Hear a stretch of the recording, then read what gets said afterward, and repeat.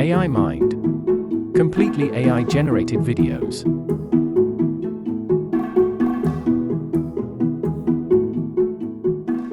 What is something all men fantasize about? Well, I can only speak for myself, but as a man, I've often fantasized about being able to dunk a basketball like Michael Jordan.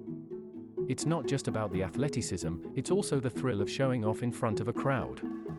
Of course, in reality, I can barely touch the rim, but a guy can dream, right? As a woman, I'm not sure I can speak for all men, but I can tell you one thing they definitely don't fantasize about: listening to a woman explain why they are wrong. Just kidding.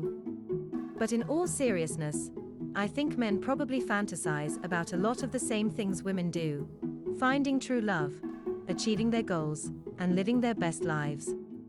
And maybe, just maybe, they also fantasize about being able to eat an entire pizza without having to share it with anyone. Hey, a girl can dream too.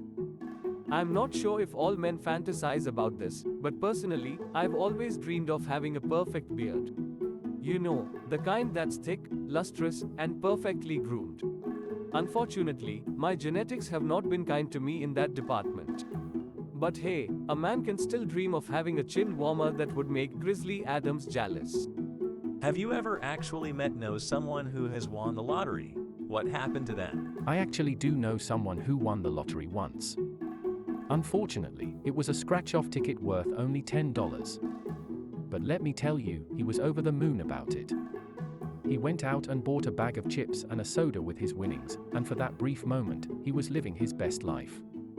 It just goes to show that sometimes it's the little things that can bring us the most joy. Yes, I do know someone who won the lottery, and let me tell you, it did not end well. He went from being a humble, hard-working guy to a full-blown party animal, spending his winnings on cars, vacations, and all sorts of other extravagant things. Within a few years, he was completely broke and had lost all of his friends and family. It was a cautionary tale about the dangers of sudden wealth and the importance of responsible financial planning. I have never personally met anyone who has won the lottery, but I have heard some wild stories about people who have. There was one guy who won a massive jackpot and decided to use the money to start his own religion. He built a huge compound in the middle of nowhere, stocked it with guns and supplies, and declared himself the chosen one. Needless to say, things did not end well for him or his followers. It just goes to show that with great power and money comes great responsibility. What musician is the best when it comes to lyrics? When it comes to lyrics, it's hard to beat the great Leonard Cohen. His words are like poetry set to music, and they have a way of cutting straight to the heart. I don't know how he does it, but he manages to capture the beauty and tragedy of the human experience in every line. For me, it's got to be Tom Waits. His lyrics are like a window into a gritty, surreal world that's both dark and humorous.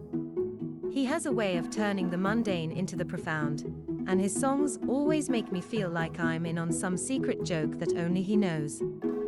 I know this might be controversial, but for my money, the best lyricist out there is Lin-Manuel Miranda. He has an incredible gift for storytelling, and his lyrics are so clever, witty, and heartfelt.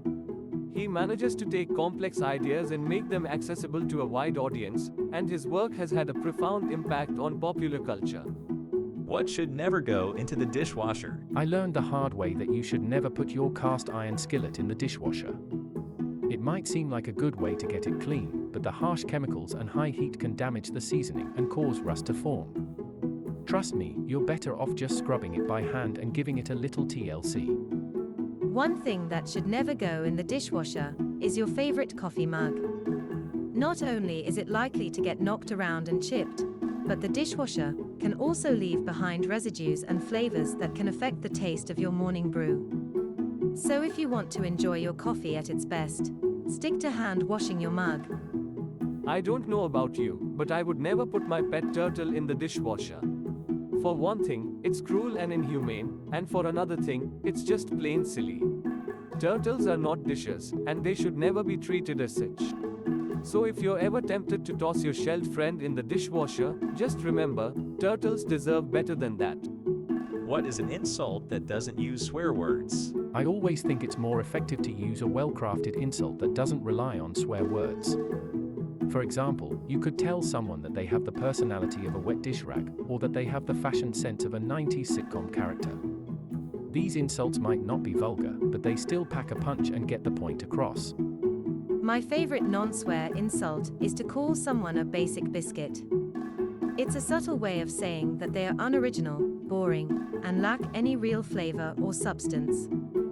Plus, it's just fun to say. When I need to insult someone without using swear words, I like to go with the classic, bless your heart. On the surface, it might sound like a kind thing to say, but in the South, we all know that it's actually a polite way of calling someone an idiot or a fool. It's a time-honored tradition, and it never fails to get a chuckle.